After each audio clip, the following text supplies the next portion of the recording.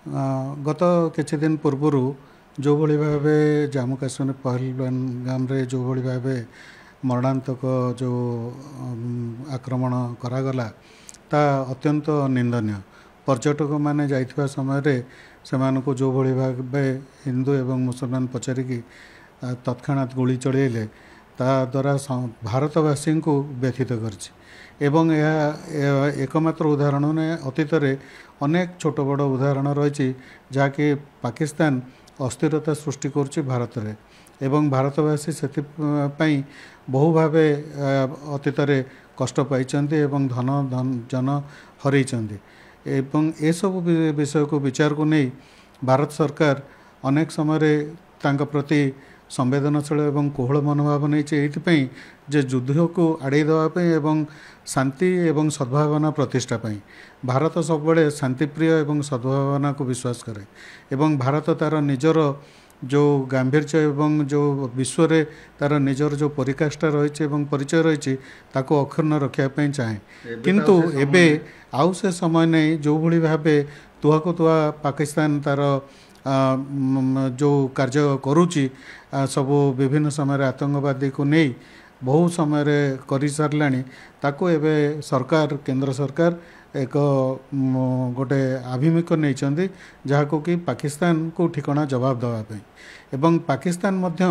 वर्तमान छानिया गलानी जे जेकोसी मुहूर्त भारत तांको प्रति बड़ धरणर कौन प्रकार किसी शास्ति विधान करें जितेबाला ये घटना घटला तत्क्षणात भारत सरकार सिंधु नदी रो जो पानी दवा बंद करवा एवं अन्यान्य जो सब रही कार्यक्रम ताकू हाथ को नहीं एवं ए घटना को जितेबाला उपस्थापित करागला यूनेस्को एप्रति बेस चिंताशील एवं पाकिस्तान वर्तमान प्रत्येक मुहूर्त सजग रही जेकोसी समय आतंकवादी मान एवं पाकिस्तान उपरे भारत किसी कठोर मनोभाव पोषण करिवो एवं एपरी अबिका गोटे धारणा आसिलानी जे हुए तो 48 घंटा मध्य जेकोसी मुहूर्त युद्ध घटी जाई पारे। गतकाली प्रधानमंत्री तीन सेनार अध्यक्ष मानक नहीं 2-3 थर बैठक करछन्ते एवं घंटा घंटा धरी सेतुर संदेश मिलुछि जेकोसी मुहूर्त भारत किसी गोटे कठोर कार्यानुष्ठान नब आ भारतवासी मध्य चाहूँगी जे पाकिस्तान ठिकाना जवाब पाऊ जेपरिक एभली उत्पात करने साहस करनी किंतु एबे मध्य आम सरकार चाहूँगी जे नाई युद्ध को बिना अन्य कौन सी कार्यक्रम द्वारा ताको ठिकाना शास्ति दवाई कहीं ना युद्ध केवे भारत चाहेनी शांति चाहे आ युद्ध हेले उभय पक्ष क्षतिग्रस्त हेबे किए कम किए बेसी पाकिस्तान रो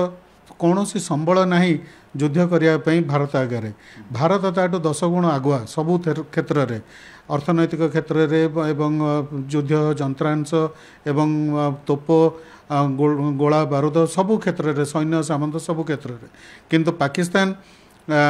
एबे भी मुँह तोड़ जवाब दूची जे सिंधु नदी रे जो जल बंद कर देछि भारत सरकार आमे सिंधु नदी को आमर पाकिस्तान रो एवं ताको भारतवासी रक्त रे बुहाई देबू सिंधु नदी को बुहाई देबू एभली आस्फालन करवा एक पागलर प्रलाप सदृश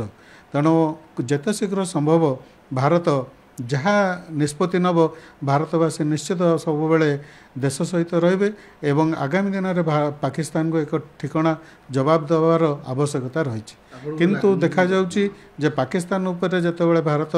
हठात जदि कौन से आक्रमण करे पाकिस्तान को साहाय्य सहयोग करने अन्य देश अनै बसचंती भारत को मध्य सेमाने असुविधार अकल पकेवाई किंतु